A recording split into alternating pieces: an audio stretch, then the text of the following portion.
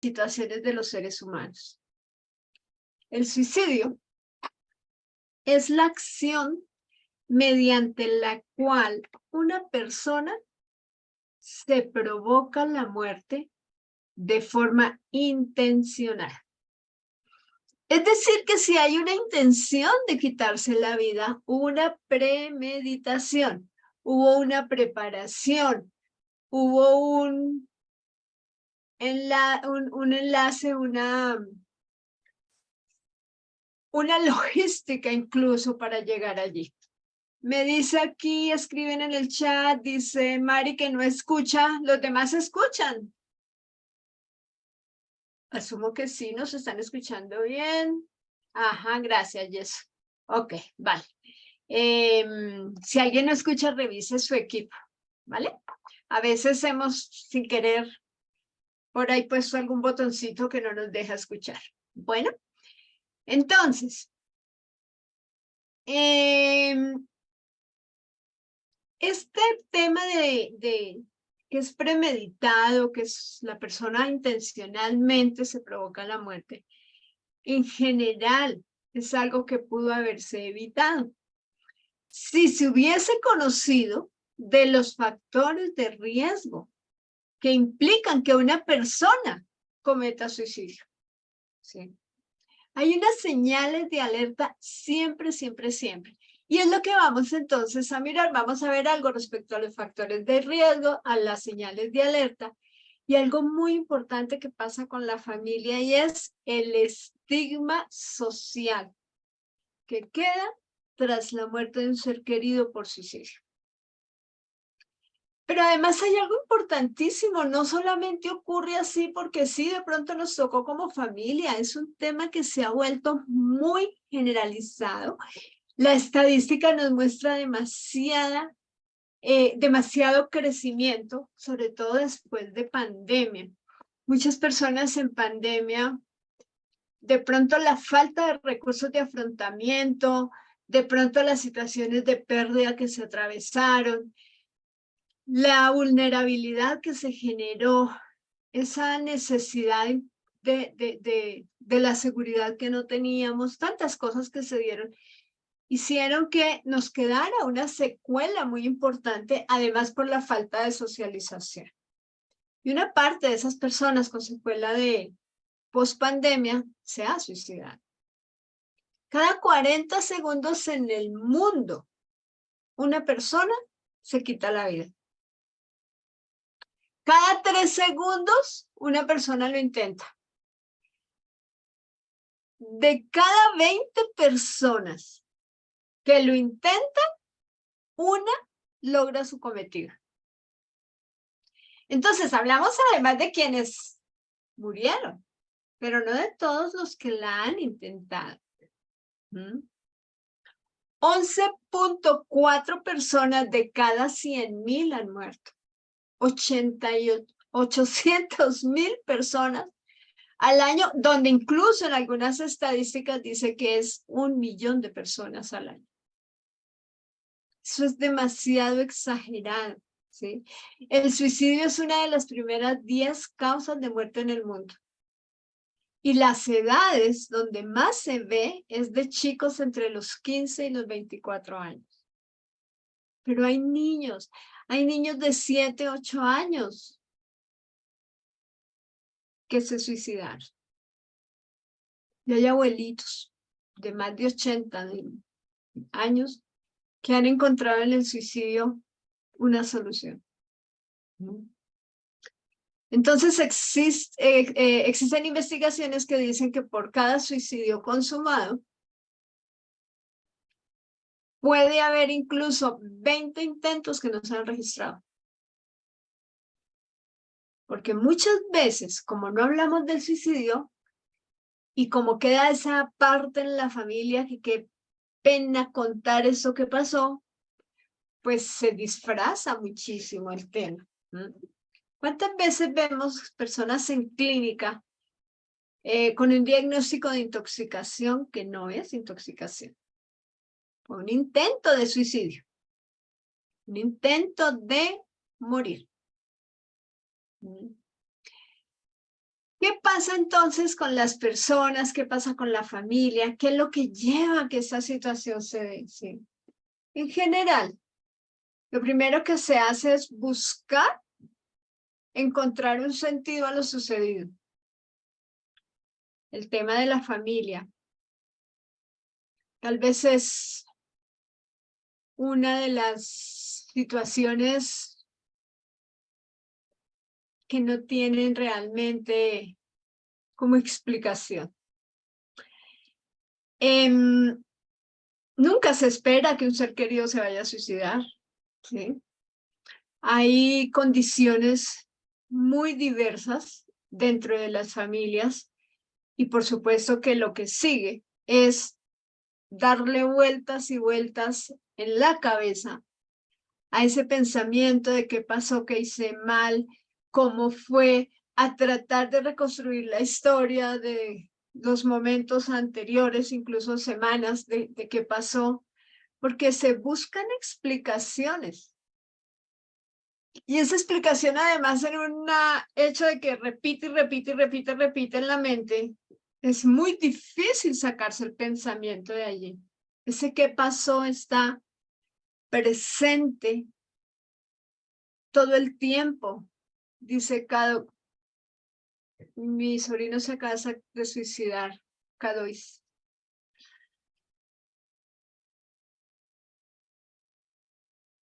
Sin palabras. Bueno. Entonces empezamos a buscar qué motivos detrás había para que esta persona hubiese decidido quitarse la vida. Y démonos cuenta que nunca se podrán encontrar las respuestas. Y lamentablemente se tendrá que aprender a vivir con todas las preguntas. ¿Cuántas preguntas sin responder? Porque muchas veces nuestra capacidad incluso, nuestra capacidad de observación incluso no nos dio tiempo a revisar que una condición, una conducta de alguna de las personas que hace parte de nuestro entorno familiar, pues traía una condición especial que podía llevarle al suicidio y que de hecho le llevó. La culpa y la vergüenza entonces, cuando el duelo se llega por esta situación de suicidio, son más intensas. Porque siempre va a haber ese sentir de que hice mal, que no hice, ¿sí? Mucho más allá de una muerte normal y la vergüenza de tener que pasar por esta situación. Nos preguntamos entonces, ¿qué pasó? ¿De qué no me di cuenta? No notamos nada raro. Era un muchacho, una persona normal.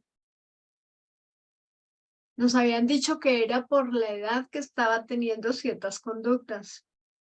Estaba en tratamiento. Cuando me asignan una tarea como esta, que además es tan compleja, soy bastante intensa en la estudiada, en revisar, en recordar, en volver a escuchar a mis grandes maestros. Y en esta escucha de hoy, particularmente en la mañana, es además una persona conocida decía en un live, mi padre se suicidó. Cuando nos dimos cuenta que estaba medio raro, fuimos al psiquiatra. Sin embargo, allí nos dijeron que no había peligro de nada, que si volvía a intentarlo, porque ya había tenido intentos, que si volvía a intentarlo, volviéramos a ir, que por ahora no había pasado nada. 2 días después, estaba muerto. Yo vivo cerca de la Clínica de La Paz, se llama aquí en Bogotá. Por tradición de tradiciones, la Clínica de Salud Mental. Y en una visita que hice estos días, me contaban de un espacio muy especial que traen a donde llegan las personas que han intentado suicidio. y otra área donde están quienes tienen la idea, ¿sí? Porque entre tener la idea, la ideación suicida y cometer el acto, hay diferencia. Entonces me ponía yo a mirar la cantidad de gente, de personas además muy, muy jóvenes, en los que habían cometido suicidio y estaban allí porque pues llegaron a la clínica y obligados los llevan a este tipo de lugares. La mayoría eran hombres, muy jóvenes, por cierto. Hablé con algunos de ellos y en general lo que yo puedo deducir es que a veces se olvida para qué vivimos. El propósito de vida se pierde, pero no podemos desconocer que ese propósito de vida a veces se pierde porque el estímulo de la familia no es el más saludable que digamos. Y hablé con dos familiares de gente que ni sé porque obviamente no conocía a nadie, pero pues pude tener algunas conversaciones y de las dos familias me decían, no nos dimos cuenta de absolutamente nada, decía una, y la otra decían, él siempre ha sido así, siempre. ¿Mm? ¿Cómo puede ser que digamos de un ser querido que es que siempre ha sido así? Ahí hay algo a revisar del entorno familiar. Entonces, hemos de ver que las cosas de familia son sistémicas. Todo el sistema está afectado. Si somos una familia amorosa, si somos una familia que nos cuidamos entre nosotros, obviamente vamos a tener problemas. Obvio, no hay ninguna que se salve de eso. Pero si amorosamente hemos aprendido a solucionar las cosas y demás, no hay lugar a que una situación de suicidio se dé. Pero a veces no nos damos cuenta. O a veces no notamos nada. Consideramos que las personas son normales porque estamos tan acostumbrados incluso a ese entorno tóxico. Y es una palabra que no me gusta usar, prefiero usar disfuncional, pero yo sé que ustedes entienden más por tóxico y yo espero además que esta charla la podamos compartir muchas veces. Así que mi querido señor máster, para pedir el permiso para poder subir a mi canal la grabación de este live. Entonces, ¿qué sucede? La familia se queda inmersa en algo que se llama el estigma social, que es como ese señalamiento que se hace a la familia, etiquetando, juzgando, hablando. ¿Sí? Y claro, nos da vergüenza, entonces ni siquiera se asoma la cara en lo que sea posible no mostrarse, pues se va a hacer. ¿Sí? El estigma social es una de las características más crueles, además, que se otorga a una familia. ¿Por qué? Porque un ser querido se suicidó. Y la culpa no necesariamente es de la familia. O la responsabilidad, porque alguien tiene que ser responsable. El estigma es una reacción habitual ante el suicidio. Se tiende a pensar que algo no funciona bien en la familia y por eso las personas se suicidan. ¿Qué estaba pasando allí para que esto sucediera? Y muchas veces son situaciones incluso de carácter transgeneracional. O sea, son muchos los factores. Recuerdo casos especiales, rápidamente. Una compañera que habla en pandemia y llorando muy temprano esa mañana, contestó el teléfono, ella llora, llora, llora. ¿Qué te pasó? Cuando puede hablar, dice, tenía un consultante de 16 años, me acaban de avisar que se suicidó. Y me dijo, yo creí que lo tenía controlado. Estábamos en plena pandemia, fue un caso muy difícil para ella porque pues era muy, muy complejo hacer presencia. Otro caso, yo he atendido muchísimos casos por suicidio en razón a que mi mayor tiempo laboral lo desarrollé dentro de la funeraria. Y muchísimos, muchísimos casos puedo comentar. Pero hay algunos que nos dejan más marca que otros, ¿no? Uno es un chico de 17 años. Cuando su mamá se dio cuenta que el chico se había suicidado, habían pasado muchas horas. Y ella sale en la mañana, asume que su hijo pues se fue al cole, pero él recogía a su hermanito menor. Entonces resulta que hablan del cole, que, no que el niño está, el menor está allí, que el grande no aparece, que qué pasaría. Y no aparecía, la mamita viene y resulta que el chico había cometido suicidio. Con el tiempo cercano apareció un diario y unos dibujos. Y el chico claramente decía, no quiero estar en esta familia porque me asignaron el cuidado de mi hermano y mi mamá nunca está en casa. Eso era lo que decía. ¿Mm? Hay situaciones que uno no entiende. ¿Mm? Casos de señores grandes, mayores, que decidieron un día, ya abuelos incluso, tomarse algo para morir. Y tengo un caso de una señora que siempre me impactó mucho, porque este señor tenía dos familias y terminaron las dos señoras esposas pues en la funeraria.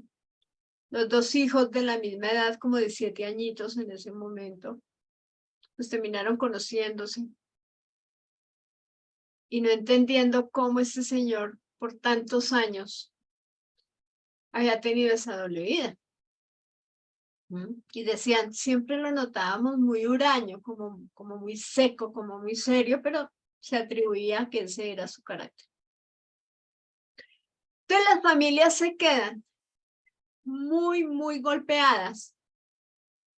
Además, porque los medios de comunicación en ese estigma social ponen buena parte de su cuota. Cuando yo estaba aprendiendo de suicidio, las primeras clases hace tantos años decían, lo primero que nos enseñaban era, no se debe contar cómo falleció la persona, porque el hecho de contar y de hacerlo público puede estarle dando ideas al que está escuchando. ¿Y cuánta razón hay en eso? ¿Cuántas veces además no se consuma el acto? Y los chicos están devastadísimos. Se conoce y la familia, papá, mamá, no se hacen presentes. También tengo casos de esos. Donde la familia literal, papá, me acuerdo un caso, ambos papitos de una de las fuerzas militares y nunca, no tuvimos el placer de conocerlos. Entonces, claro, si esas situaciones se dan, obviamente es más el aporte que se hace de que sigan hablando, de que los medios de comunicación aprovechen cualquier situación para hacer más grande lo que pasó, sin darse cuenta del daño que hacen en el momento de darle ideas a otras personas. Cuando yo digo cometer, significa caer, ¿sí? Pero cometer es algo que se asigna a algo que trae culpa, que es una falta, que es un delito. Por tanto, cuando decimos que alguien cometió suicidio, lo estamos equiparando como un homicidio o un asesinato. Y muchas veces escuchamos estas palabras con el auto precedido y nos parece simpático, nos parece chistoso. Pero esta parte de cometió suicidio es un juicio implícito. Entonces se vale cambiar las palabras y poder decir más bien cómo murió, pues murió por suicidio. o se quitó la vida. Es más suave que hablar de cometió suicidio. De esta manera, buscamos disminuir un poquito ese estigma, esa marca, ese señalamiento, esa etiqueta. El estigma además condiciona respuestas emocionales, ¿sí? Y una de esas respuestas es ocultar las razones de la muerte. Muchas veces escuchamos que no, que de hecho muchas veces pasa tiempo y ni se sabía que la persona había fallecido. Conozco casos también así, donde ¿qué pasó? No, es que de pronto le dio un infarto. Ve, y no supimos, ¿sí? Entonces, hay situaciones muy complejas para la familia desde ese estigma social. Y obviamente ninguna familia está preparada para asumir un tema tan complejo como este. Entonces, ¿qué pasa? Además, se hace presente la culpa, pero con una intensidad muy, muy alta, ¿sí? Eso trae además el autorreproche, el resentir porque no me di cuenta, cómo lo pude haber evitado. Se siente que no hubo la protección, que se falló como padres en el cumplimiento del rol de padres, en el ser protectores, en el haberlos educado mejor y bien importante, brindado amor. La culpa es mayor y hay mayor angustia también. Y siempre está asociada a lo pude haber evitado. Hace unos años, uno de mis grandes maestros, quiero mencionar a Pablo Daniel Acero, alguna vez en una actividad de grupo de apoyo, recuerdo mucho a una familia, un papito, cuyo hijo se había suicidado, su hijo futbolista. Y el señor haciendo la presentación de la biografía de su hijo dentro del grupo de apoyo decía, lo que más me duele es que nunca le dije cuánto lo amaba. Nunca le dije lo importante que era para mí. Siempre le exigí, le exigí, le exigí. El chico ya era parte de ligas mayores y acaba de llegar de un campeonato en Europa. Entonces es impresionante cómo muchas veces esa exigencia que hacen los padres tiene más que ver con su propia frustración de lo que no fueron, que con lo que realmente los chicos son. Por eso es tan importante también hablar de las heridas de la infancia, porque los adultos somos consecuencia de las heridas provocadas en la niñez. Y ahí hay una cuestión supremamente valiosa e importante para hablar de duelo y heridas emocionales. Entonces resulta que la culpa obviamente va a quedar, y por más que como tanatólogos tengamos recursos, herramientas, ejercicios de liberación emocional, tantas cosas que podemos hacer, pues somos conscientes que la culpa va a estar presente por todo lo que resta de la vida. También es importante que esta culpa tiene que ver mucho con la personalidad del doliente, con su escala de valores, con lo que vivió, con el entorno sociocultural, con el nivel de vínculo de quien se haya suicidado. La culpa no es un sentimiento solamente, es una relación real. ¿Alguien es responsable de un daño o de un delito? Yo creo que ninguno de nosotros aquí presente quisiese ser responsable de una situación tan cruel, ¿no? El sentimiento es de dolor, de arrepentimiento. Y es dual porque nos hacemos jueces y reos al mismo tiempo por cuenta de los propios actos. La responsabilidad generalmente está antecito de la culpa. Normal que surja como una respuesta Y aparece además como una búsqueda. ¿Cómo hago para compensar lo sucedido? ¿Cómo hago si ya no está conmigo? ¿Mm? Los padres y los hermanos entonces se refugian en la culpa. Muchas de las personas, como del resto de la familia, prefieren ni conocer las circunstancias exactas, porque ya está ese señalamiento que dice, no hicieron todo lo posible, no hicieron todo lo que debieron haber hecho. Aquí faltaron muchas cosas. Entonces ese sentimiento de culpa que ha de favorecer el perdón y el autoperdón cuesta más trabajo. Generalmente la culpa aparece para que reparemos. Hace unos días en un live lo que hablábamos de la culpa, hablábamos de la importancia de compensar. ¿Sí?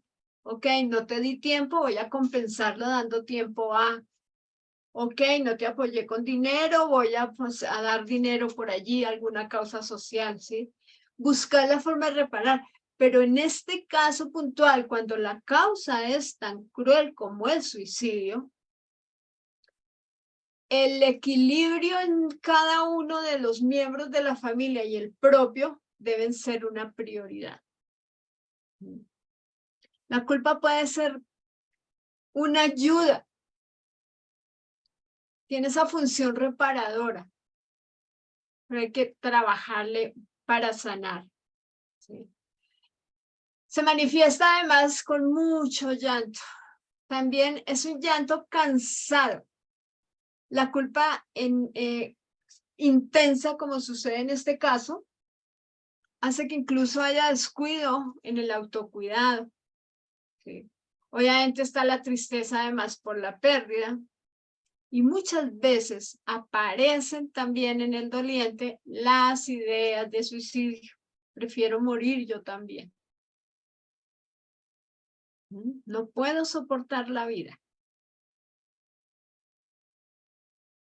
Así que la familia debe entrar en observación, en cuidado, en apoyo terapéutico todo el tiempo. Otro sentimiento frecuente aquí es el fracaso. Se siente fracaso porque no se identificó qué estaba pasando, porque no se valoró que había un riesgo de muerte, porque no se establecieron las medidas oportunas para impedirlo. ¿Cuántas veces el suicidio se dio por disparos y la persona lo había advertido? Sin embargo, el arma siempre estuvo ahí a la manito. Está también la vergüenza, y es esa pena que da, pero es una pena que nos hace menos, que nos apoca, que nos rebaja, porque sabemos que tenemos el juicio del otro encima. La vergüenza además nos hace poner rojitos. ¿Sí? Fijémonos que un niño cuando tiene vergüenza se tapa la carita, después llora. ¿Cómo se siente un niño entonces cuando su ser querido ha tomado por sí solo la decisión de morir y el niño ni siquiera ha entendido qué es la muerte?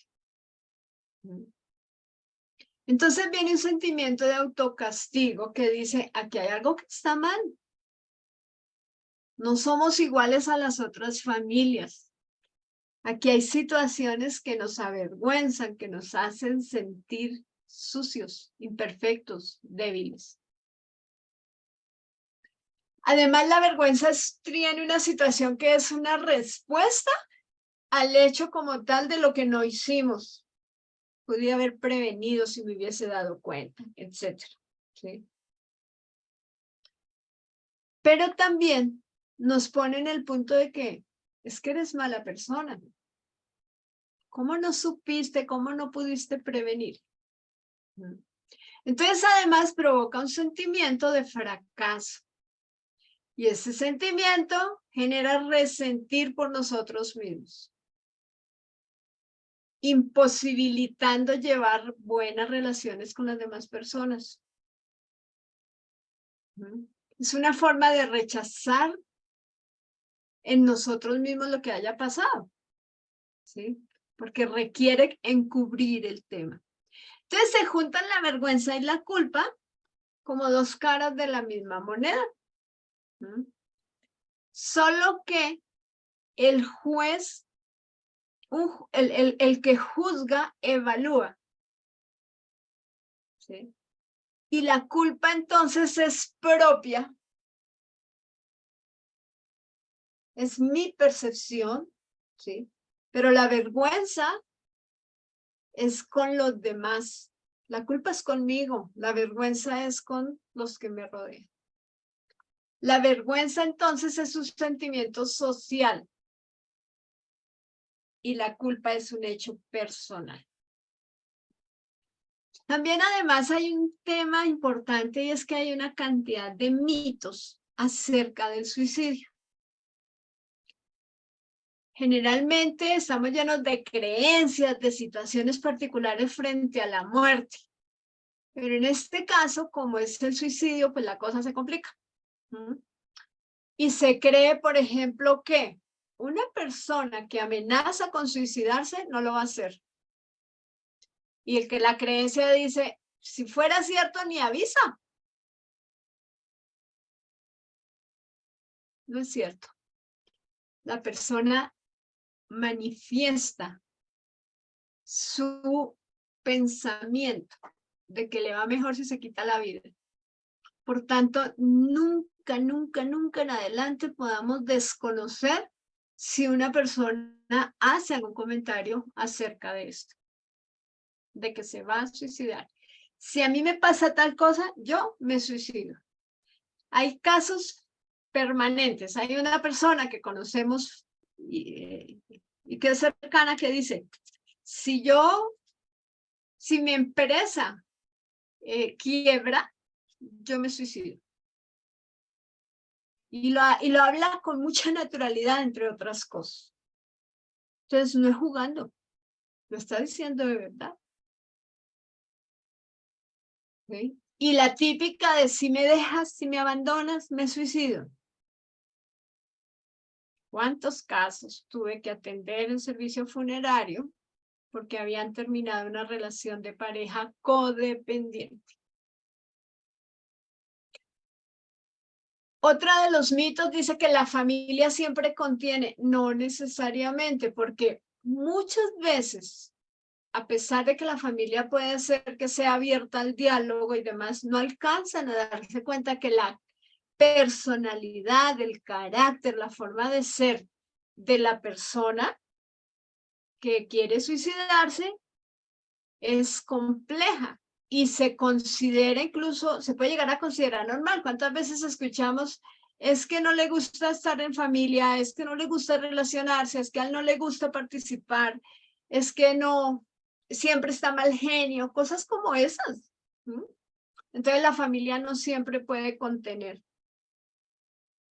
Porque no se da cuenta o porque sí se da cuenta y hay omisión de la situación que puede trabajar para o hacer o de las soluciones que pueda encontrar para que la situación no sea tan fuerte y no se profundice en una situación, por ejemplo, de autoaislamiento, por ejemplo.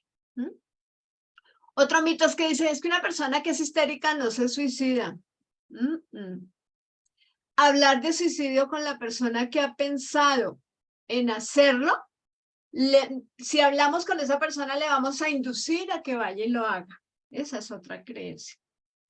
El suicidio, hemos de aprender a tratarlo y hablar del tema como un hecho presente. No natural, no estoy diciendo natural, pero sí como algo que está presente en la vida de todo ser humano. Otro mito dice que solo los raros y los locos se suicidan. No necesariamente. Dice también, cuando alguien planea suicidarse, ¿lo hace o lo hace? No. Muchísimos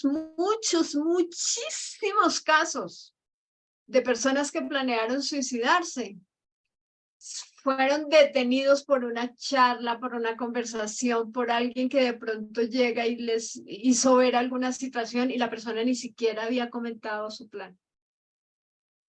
Y después lo que se escucha es, gracias a usted que tal cosa que sucedió, lo que me dijo, lo que le escuché o lo que viví, y eso me llevó a que yo no me suicidara. Ocurre mucho en personas con depresión que planearon llegar a suicidarse, pero salieron de la depresión gracias a grandes comediantes, por ejemplo. ¿Mm?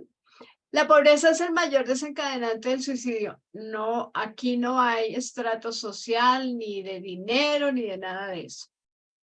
La gente que intenta suicidarse realmente quiere morir. ¿Y lo va a hacer antes o después? No, ya les dije que no.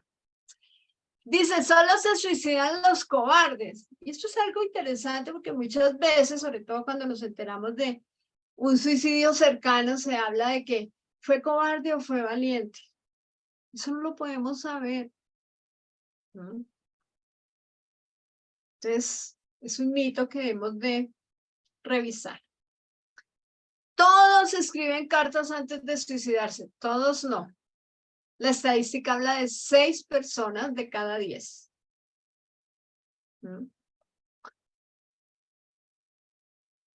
Perdón, 1 de cada 6. Me quedé pensando, dije, esa no era. 1 de cada 6. Otro que se dice, perro que ladra no muerde, está llamando la atención, es que le gusta gritar, es que le gusta protagonizar. No, son mitos. Y los mitos hay que evaluarlos, hay que revisar qué tan certero es. Es muy importante entonces respetar y señalar la posible aparición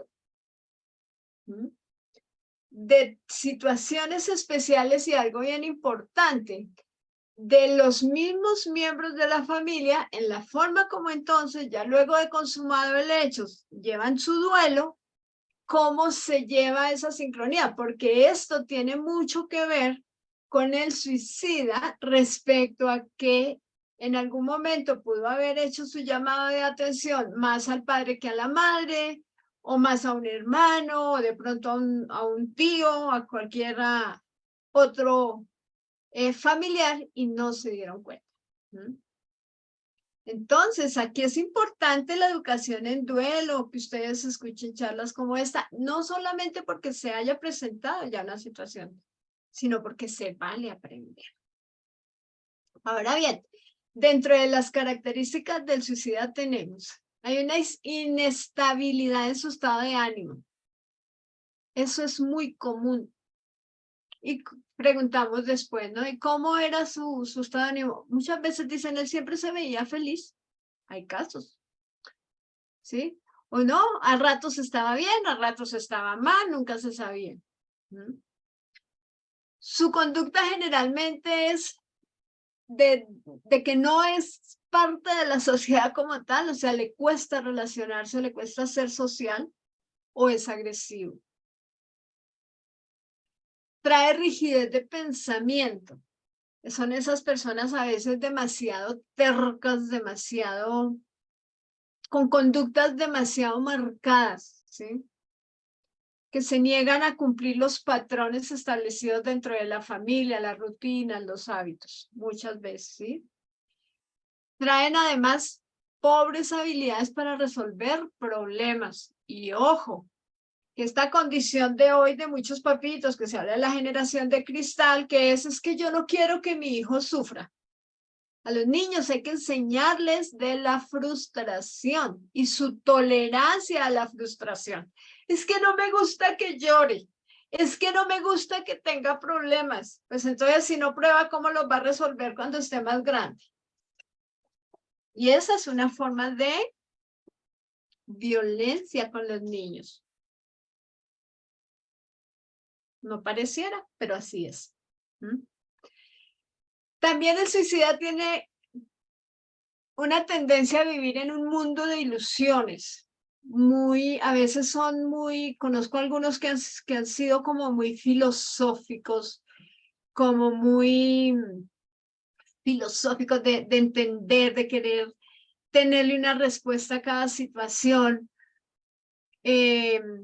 Hablan tan raro a ratos que no los comprendemos, ¿sí?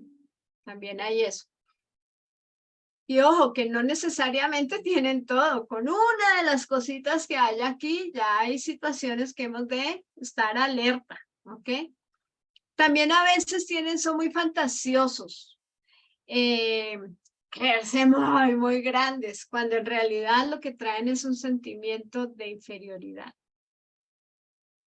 Muchas veces, pero ¿cómo? Si era una persona feliz, era una persona realizada, y no.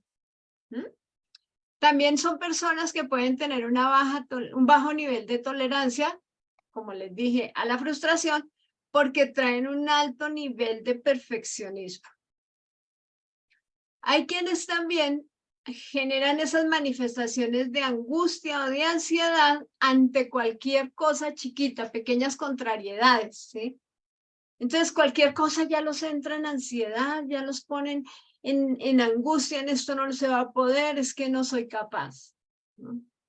A veces también tienen una elevada autoexigencia a rebasar límites. Ejemplo, estos que son retadores, por ejemplo, que agarran una motocicleta y a toda velocidad, petulantes además, a mí no me va a pasar nada. Eso también es una forma de suicidio. Me voy a subir todo lo que sea extremo. A veces los veo haciendo cosas en el aire que dicen, ¿qué pasó ahí? ¿Sí? Entonces, cuando se rebasan los límites razonables, ahí hay un tema importante, atenderlo. Sentimientos de que son rechazados por los demás, incertidumbre en las relaciones. Respecto además a la identidad de género, hay un tema aquí importante y es que la homofobia ha llevado a muchos al suicidio, lo mismo que el bullying. Traen a veces también una relación muy compleja con los papitos, con los adultos, con los abuelos, con los amigos.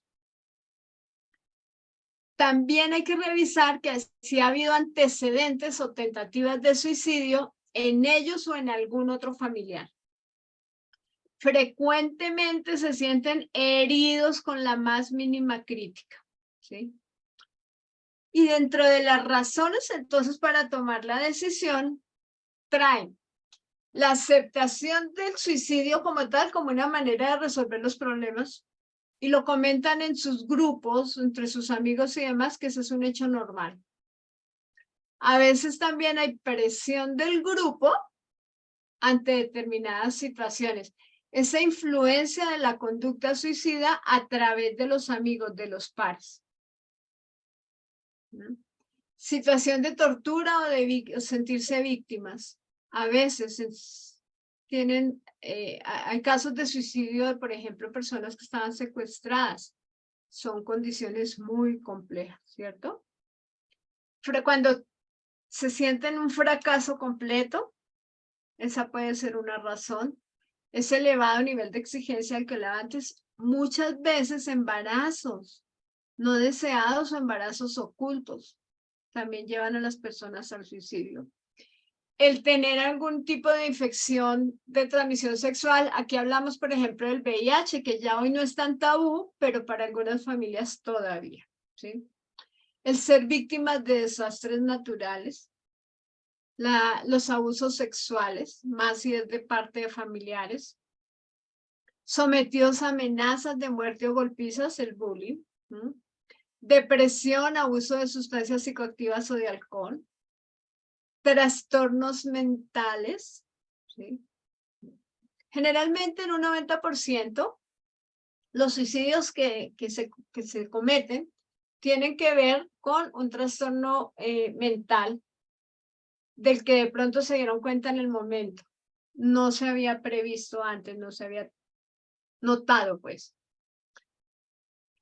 Los intentos de suicidio previos es importantísimo. Muchas veces ni siquiera hay como el saber, ¿no? Pero, por ejemplo, en estos temas de buscar la muerte a través de actos peligrosos, no se nota, viene como el regaño, ¿no? ¿Qué hacías en los piques, los carros, ¿no? Sabiendo claramente que es una posibilidad de muerte. Hay un riesgo más alto. También cuando hay violencia, cuando hay otros suicidios, cuando hay psicopatologías, alcoholismo, separaciones, que lo dije hace un ratito, la muerte de un ser querido, problemas disciplinarios o situaciones legales. Situaciones legales. El presidente del Perú que se suicidó hace como 3 años, lo iban a llevar preso y dijo, esperen un momentico y fue y se disparó. También aquí, importante el tema de estas personas que se suicidan porque la condición, por temas de condición económica, ¿sí? También aquí es importante que eso a veces pasa. La impulsividad es un rasgo. Muchos suicidas son supremamente impulsivos. Esas personas que en todo momento están reaccionando de una forma muy, muy exagerada, ¿sí?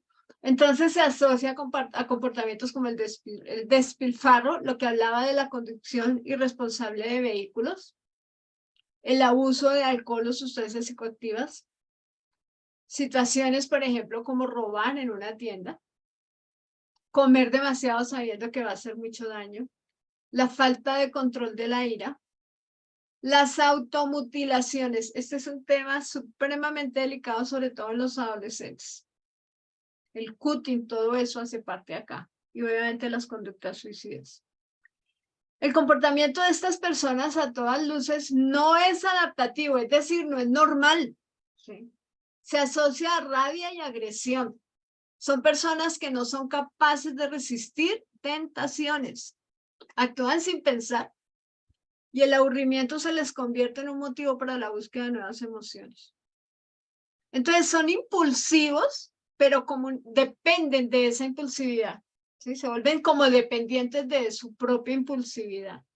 Son muy sensibles a los factores ambientales y a toda hora quieren estar escapando de las situaciones que consideran amenazantes o que les quitan la tranquilidad. ¿Sí? Es importante además para las familias que se alcancen a dar cuenta de alguna situación que estén de pronto considerando ya con esto que están escuchando, uy, vamos a revisar qué pasa con algún miembro de la familia. Importante que la atención médica, la atención de psiquiatría aquí es inevitable, con una ventaja que hay una cantidad de test que indican qué tan fuerte, qué tan intensa puede ser la idea de suicidio de una persona. Obviamente también algo importante es el estrés, los niveles de estrés que hoy por hoy se viven. Llevan también a las personas a pensar en que mejor acaban con su vida. Y hay algo que se llama la ley de Hansel que dice, cuanto antes se busque ayuda, tanto mejor. Porque es que esa ayuda va a evitar que se formen patrones disfuncionales o en el duelo como tal para la familia o en la persona que está intentando o que está llegando a este tema de ideas de morir. ¿Por qué? Porque resulta que muchas veces la persona no tiene esos recursos de afrontamiento, no se da cuenta que puede trabajar su ansiedad, su depresión, su malestar completo a raíz de alguna situación particular que le genera esta no vida bien, no vida feliz y que entonces le lleva a que mejor sería morir. ¿No? Hay muchos estresores.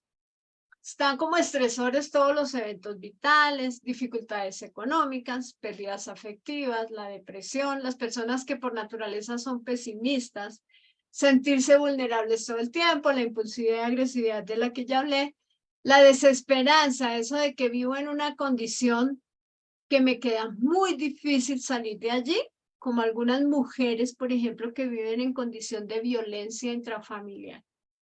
¿No? Entonces, está el estresor. A eso se le suma que no haya contención, que no haya red de apoyo, que no haya quien decirle nada. pues la persona termina suicidándose. ¿No? Entonces, ¿cuál era su propósito? Era salir de esa situación, porque se dice muchas veces la persona no es que quisiera morir, quería cambiar su vida. Entonces, ¿era matarse o era caer en la esperanza de sobrevivir? ¿De qué huye un suicida? A veces también los trastornos afectivos. Hay tipos de trastornos ya mentales que pues complican más el asunto. Sumado a ser impulsivos o a vivir en situaciones límites, a lo que le suman sustancias, drogas, alcohol, etc. Y pues todas estas situaciones hay que analizarlas muy bien para evitar que algún ser querido esté pensando por ahí en suicidarse. Los estados, el proceso como tal de una persona que está pensando en suicidarse tiene una primera fase que es sentirse muy mal, de forma que aparece la primera idea o la primera reacción. Luego entonces la idea va tomando cuerpo, pensando que no hay otra salida. Sin embargo, el 40% de quienes están en este estado lo comunican, lo hablan, lo dicen. Llámese a un familiar, al médico, al psicólogo, al maestro, al tutor, al amigo, al pastor, al que sea. Lo dicen.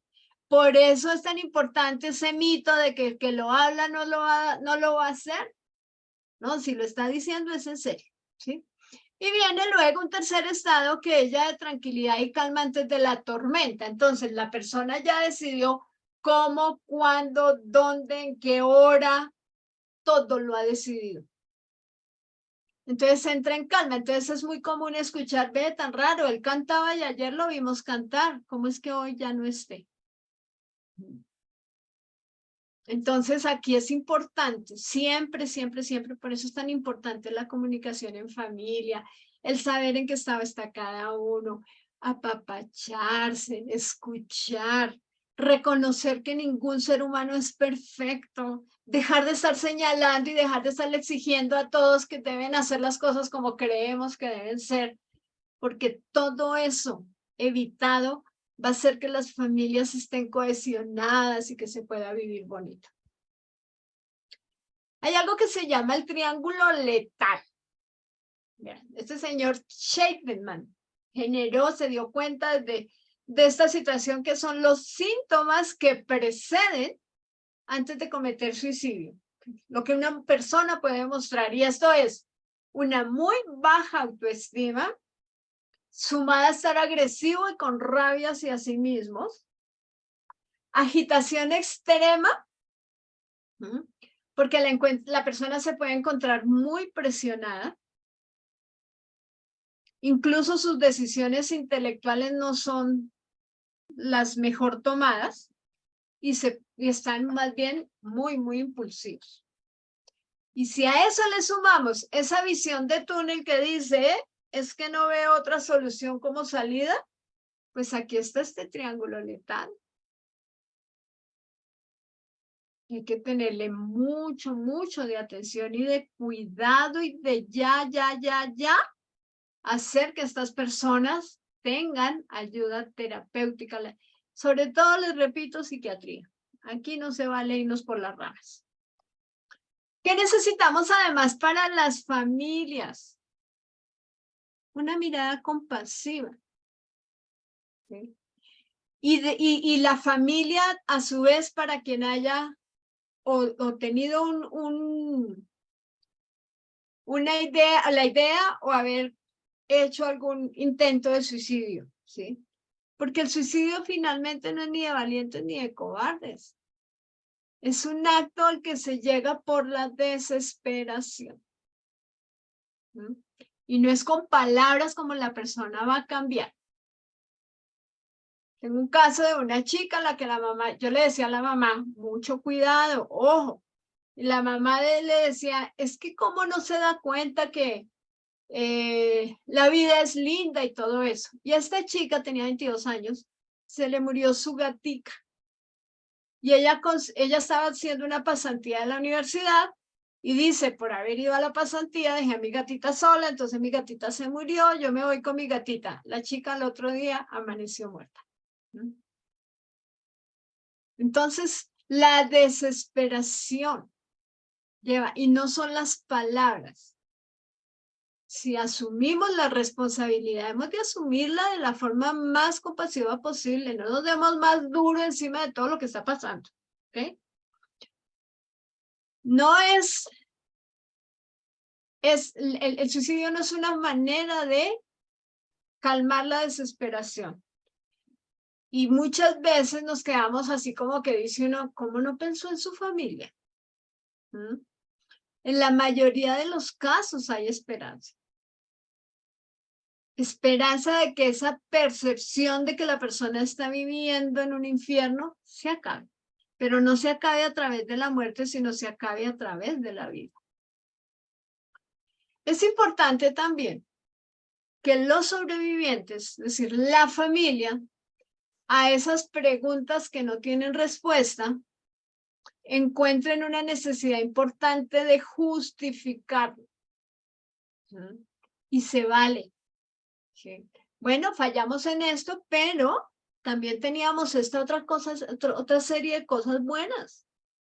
¿Sí? El suicidio despierta un angustioso y molesto sentido de traición. La familia se siente traicionada porque cometió el hecho.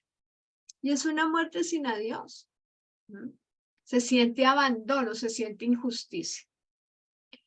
Se siente además el cómo me pudo hacer esto, cómo no pensó en mí, cómo no pensó en sus hermanos, en los niños, en la mamá, en su pareja. ¿Cómo es que no pudimos llenar su vida si hicimos todo lo posible? Ese por qué lo hizo. Pues ni cuenta me había dado que estaba tan enojado conmigo.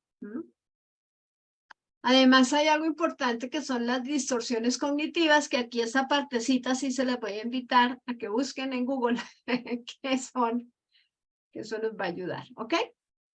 Viene entonces además mucha rabia porque la persona se dio por vencida, miedo a que eso sea como una señal de que yo puedo hacer lo mismo como familia, ¿sí? Hay un miedo sobre el futuro más allá de la muerte, ¿sí? Y también está ese miedo que se genera de no saber a dónde van los muertos, ¿sí? Entonces se piensa que están en el infierno, vaya las creencias religiosas. Se decía hace mucho tiempo que los suicidas no entraban al cielo, según las creencias, y hay cementerios donde todavía hoy vemos que había un espacio fuera del mismo para los suicidas. Era como que el suicida no tenía derecho a estar en el cementerio. Entonces son muchas las emociones que se mueven alrededor. Ahora, dentro de las fases del duelo y todo lo que siempre escuchamos de los momentos del duelo y demás, aquí todo se resume en asuntos sin resolver. Primera parte del duelo, el shock, lo que viene, la anestesia emocional, todo eso, asuntos sin resolver. Tristeza profunda, asuntos sin resolver. Todo el caos que se genera, toda la situación que después se va conociendo, ese señalamiento, el estigma de la familia, todo eso, asuntos sin resolver. Entonces, todo se vuelve una dinámica muy difícil de llevar porque todo está sin resolver y difícilmente se va a poder resolver. Entonces, la recuperación de la familia tiene que ver con que se ha de cumplir todo el proceso de duelo. En este caso, el duelo por muerte súbita, ¿sí? Por pérdidas que no esperamos, solo que aquí la intensidad, como lo dije desde el comienzo, es más alta, ¿sí? Es importante que se recuerde que el duelo se vive a través de las tareas que hacemos del duelo, ¿sí? Abordar cada uno de esos componentes del dolor y hacer las actividades que se requieran para poder favorecer esa cicatrización que necesitamos de la herida tan profunda que se nos abre cuando se suicida un ser querido. Recordemos además que si el corazón no llora, otro órgano va a llorar, ¿sí? Recuerde que el cuerpo habla lo que la boca no expresa. Es importante entonces darle forma a las emociones, hablarlo desde las palabras, ponerles un color, un sonido, un olor al dolor. El dolor que nos expresa nos rompe el corazón. Hay que hablarlo. De comienzo va a ser más difícil, pero una vez arranquemos y nos demos cuenta que hablarlo hace que nos podamos sentir mejor, empieza a generar confianza de seguir hablando. Para la reconstrucción se necesita además hacer un inventario de lo que quedó. Y eso que quedó, utilizarlo entonces como un elemento base para reconstruirnos a modo propio y familiar. Las tareas del duelo, cuando hablamos de tareas del duelo decimos, lo primero es, habla de cómo te sientes, habla de tu coraje, habla de tu frustración, habla de tu sorpresa, habla de tu enojo, ¿sí? Hablar, ventilar, sacar, llorar, protestar, pedir ayuda. Apoyarse en otros también es importante.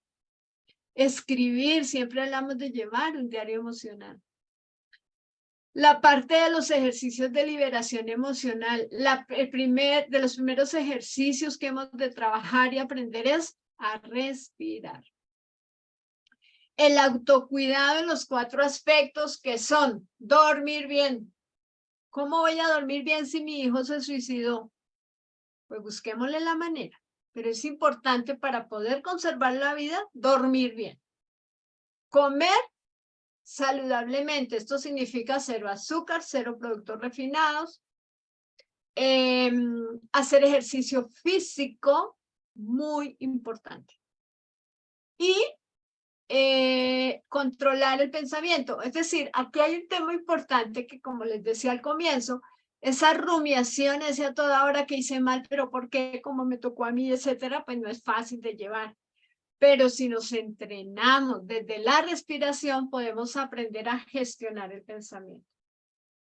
Es importante también, y es una tarea del duelo, el no estar aislados y el amarnos, apapacharnos y permitirnos ser amados.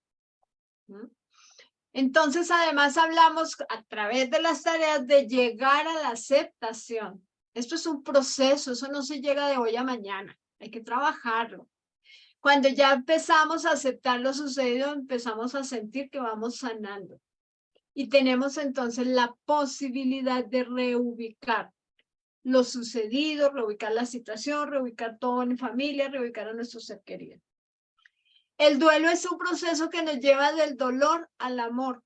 Crecemos desde el duelo. Si estamos viviendo la situación de comienzo, pues no lo vamos a ver. Pero finalmente nos damos cuenta que ha sido un proceso que nos ha hecho mejores seres humanos. También está el poder servir a otros, ya cuando hemos aprendido un poco más de cómo se lleva el duelo, y esa posibilidad de reconstruirnos, resignificar todo lo sucedido y reiniciar la propia vida. Esas son las tareas del duelo. Además, importante ante las ideas suicidas, si de pronto incluso alguno de los que me está escuchando las trae y puede identificarse con él, yo sí he pensado en quitarme la vida. Porque como es algo lo que no hablamos, pues nunca hemos preguntado, ¿verdad? Entonces, ¿qué se necesita además ante las ideas suicidas? Pedir ayuda, no juzgar, no entrar en lucha de poder con el doliente, eso también es importante, ¿sí? No anular o negar la amenaza de suicidio que podemos tener en familia, no minimizar las preocupaciones de la persona que puede traer la idea suicida. No reaccionar de forma ofuscada o alterada, no apresurarse, no dejar sola a la persona a quien ha mostrado idea suicida, no se le deja solo. Y se le cuida de las cosas que están cerca. Hace unos días había un chico manifestando su intención de suicidarse. Vivían en un 7º piso y la mamita vivía pero súper pendiente de este chico, pero total y absolutamente pendiente. Un día le dice, vamos a ver una película, lo encontró como de mejor genio, lo tradicional del que ya lo traen pensado y y se muestran sin problema, ¿no?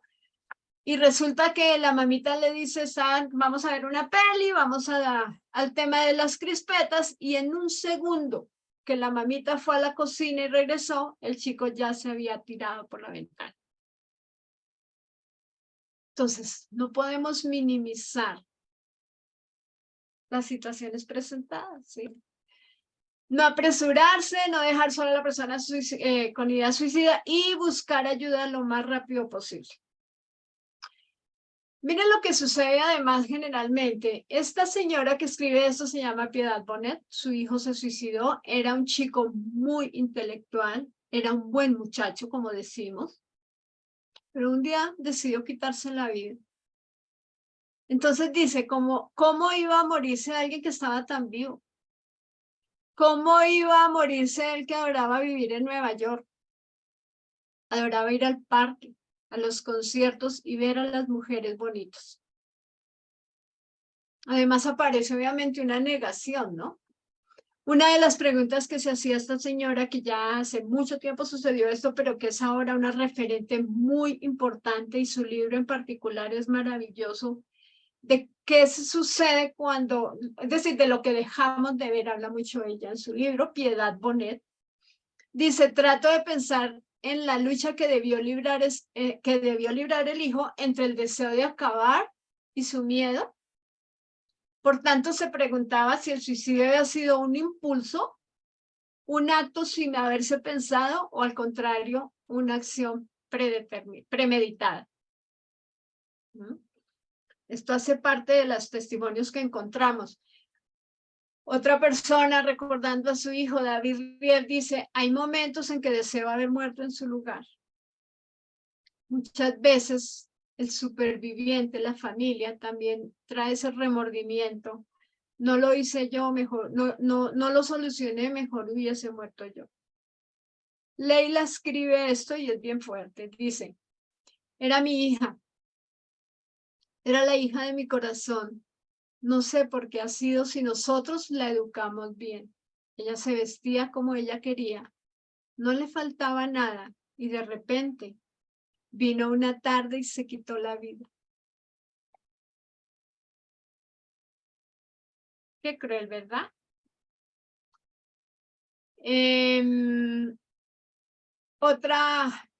Este es un caso que me llega muy al corazón, porque es una chica que conocí hace poco más de un año.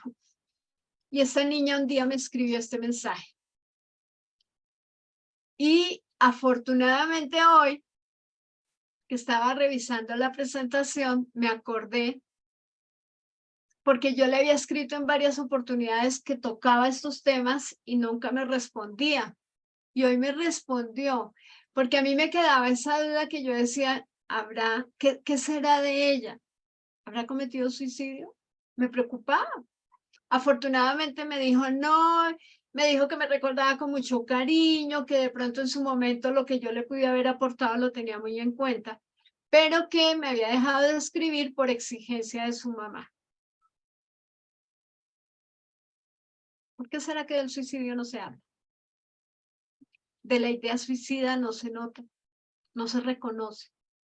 Entonces esta chica me escribe esto, me escribió en ese momento. Dice, la verdad llevo tiempo sintiendo miedo y culpabilidad, porque realmente no lo sé. Llego a cualquier lugar, ya sea lo mejor o lo peor, y siento miedo. Está tal cual ella lo escribió, sin puntuación y sin buena ortografía, ¿ok? Dice, no controlo mis sentimientos, tampoco sé cómo expresarlos. Cuando iba en primero de secundaria tuve una recaída, llegué a maltratarme mi cuerpo, el cutting, el famoso cutting. Realmente me arrepiento. Al igual que la relación que tengo con mis papás me hace mal. Mi madre hace cualquier comentario contra mí o no sea para mí. Me afecta y sobrepienso varias cosas. Mi papá ha llegado a agredirme verbalmente y eso me afecta demasiado. Todos los días me levanto y pienso que si no existiera, muchas personas dejarían de sufrir o de preocuparse por mí. Le dije a su mamá en su momento, discúlpeme señora, pero mi responsabilidad es denunciar esta situación. Por favor, busque ayuda. Por favor, no lo deje así. La señora decía que era el papá pues la chica decía que ni decirle absolutamente nada. Casi que la responsabilidad de todos recaía en la misma chica, una situación muy difícil. Afortunadamente, como les digo, hoy me dijo que estaba contenta, además porque yo dentro de lo que le escribía le decía, yo un día te quiero invitar a Colombia. Entonces hoy me dijo que se acordaba de la invitación y yo, qué bueno que se acuerda entonces bien, porque sí fue un caso muy preocupante, sobre todo porque como que los recursos no existen muchas veces para poder apoyar, para poder ayudar. Y a veces para los chicos el denunciar el hecho resulta más fuerte porque los papitos son muy agresivos. Bueno, ¿qué ayuda y qué no ayuda con la familia? Ayuda a escucharlos con el corazón, aceptar la intensidad de su dolor sin querer cambiarlo, ¿sí? Y menos con palabras. Aceptar la interminable búsqueda del porqué. Nombrar al ser querido por su nombre. Ayudar es más que con ayudas puntuales, más como les digo, por ejemplo, el decir si necesitas algo me avisas, ¿eso no ayuda? Ayuda más decir, mira, quisiera ayudarte a arreglar tu casa, a algunas vueltas médicas, cosas de bancos, ¿en qué te puedo apoyar? ¿Mm? Que sea puntual. Ayuda más decir, no sé qué decirte, que evitar hablar de lo ocurrido. Aquí los silencios no ayudan. ¿Okay? Entonces, no ayuda tampoco el decirles no te culpes, no fue tu culpa, fue su decisión. Sé cómo te sientes. No, no sabemos cómo nos sentimos. Como la persona que está en duelo por suicidio, no sabemos cómo se siente. ¿No? Eso de ahora ya no estás sufriendo. El tiempo lo cura todo. Siquiera tienes otros hijos. Tantas cosas que se dicen con el afán de ayudar que hacen tantísimo daño. Presionar a la persona en duelo para que haga las cosas que aún, pero cosas de las que aún no se siente preparada, ¿sí? Cambiar de tema cuando se habla del ser querido. Decirle cómo se debe sentir, esas son cosas que no ayudan. Puse aquí de todas formas el tema de los señales de alerta porque yo quiero que cada uno de los que está aquí, que después sé que escuchan, ven la grabación, les va a servir. Señales de alerta, la autolesión, estos chicos que se cortan, algunos andan con busitos así y demás para que no se les vea cómo está su cuerpo. Ojo con eso. Una alerta cuando se empiezan a despedir de amigos y familiares, cuando los cambios de estado de ánimo son extremos, cuando hay alteraciones en el apetito, cuando tienen problemas para dormir, cuando hay un incremento en el alcohol, en el uso de alcohol o de drogas, cuando empiezan a regalar las cosas, cuando se les ve deteriorados, ¿sí? Y cuando hablan de cuántas maneras hay de acabar con la vida.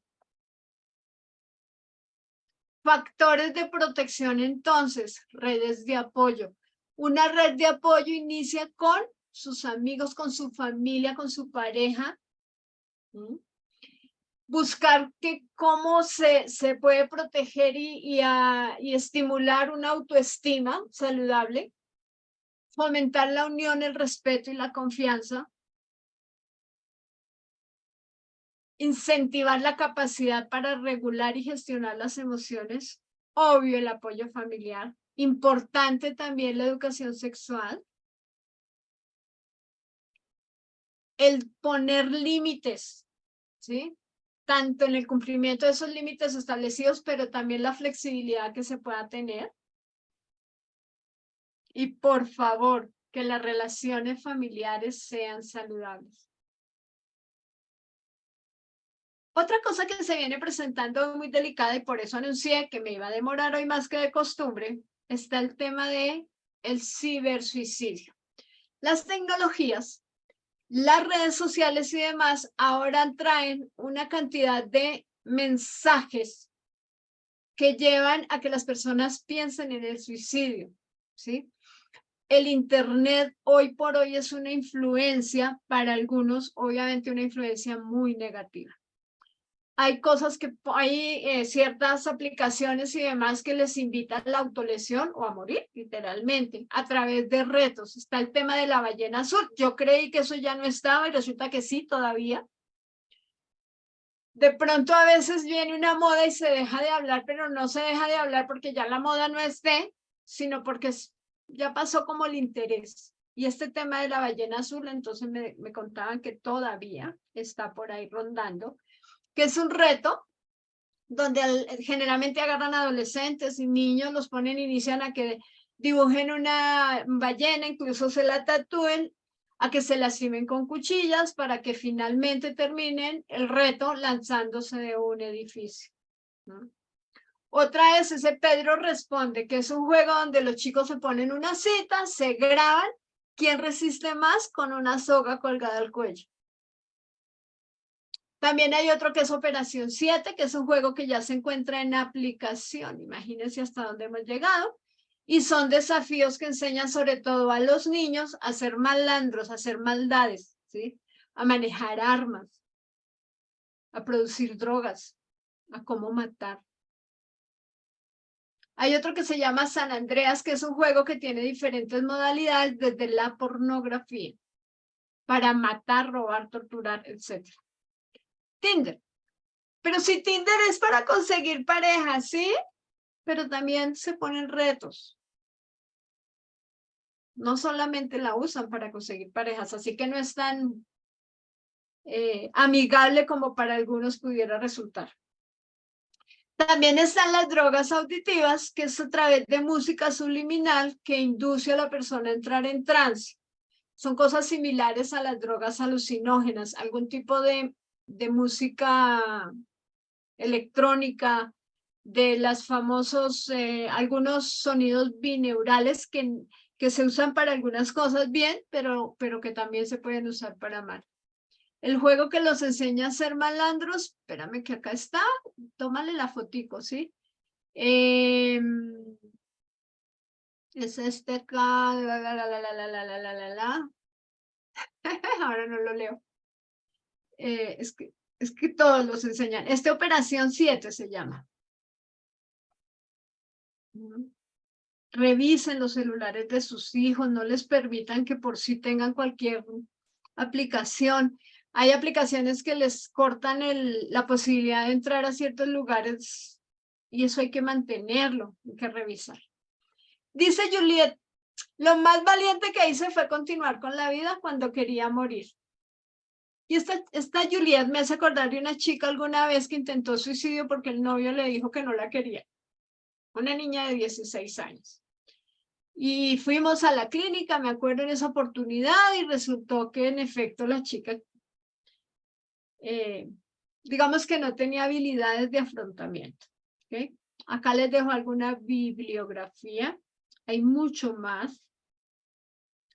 El objetivo de esta charla es acompañar y apoyar a los supervivientes. Cuando hablamos de supervivientes estamos hablando de la familia que ha sufrido una pérdida por suicidio. Reducir el estigma que rodea el suicidio desde el que hablemos de todo esto, ¿sí? Ayudar a conseguir entonces que se visibilice el tema y se implementen programas de apoyo. Ojalá desde las instituciones públicas, también desde las instituciones privadas y algo importante, los medios de comunicación, que aprendan a que no se vale que estén contando cómo fue el tema, ¿ok?